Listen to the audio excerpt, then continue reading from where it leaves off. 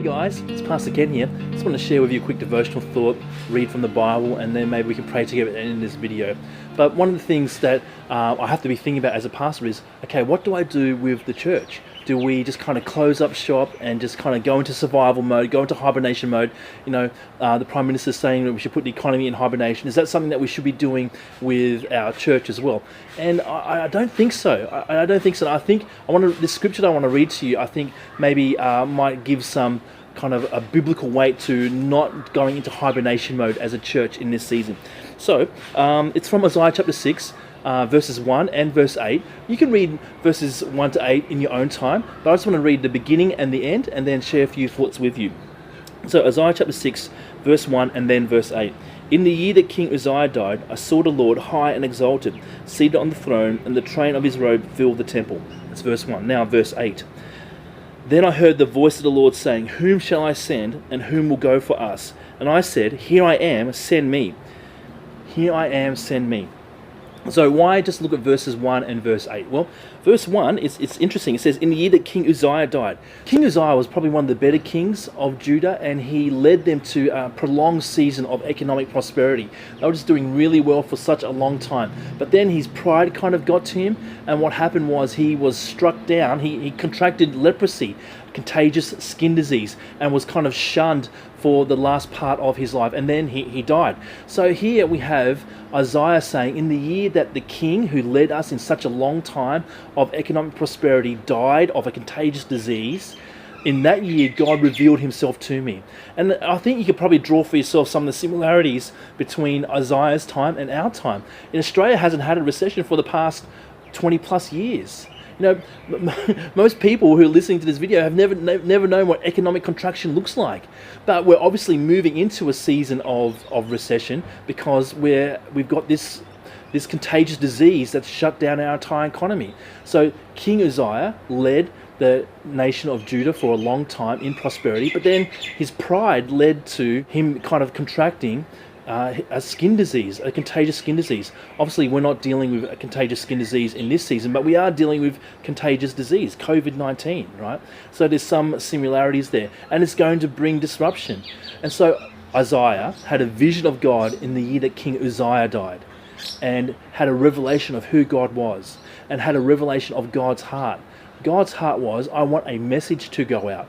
I want a messenger to go out, and who's actually going to go for us? And, you know, I think in this season of transition for us, our world's never going to be the same again. In this season of transition, perhaps from one of decades of economic growth without contraction, perhaps to the uncertainty of an economy moving into hibernation, well, what are we going to do? Are we just going to withdraw ourselves? Are we also going to go into hibernation? Or are we going to allow God to reveal himself to us? So in the year that King Uzziah died, Isaiah had his most profound revelation of who God is and of God's heart. And God's heart was, I actually want to send my people out with a message. And Isaiah responded in, I think, the way that we should respond. Here I am. Here I am. Send me. Send me to these people. And send me with the message that you have for this people. And so, you know, I was just encouraged by that. I was encouraged by the clarity of Isaiah's response, by the passion of his response.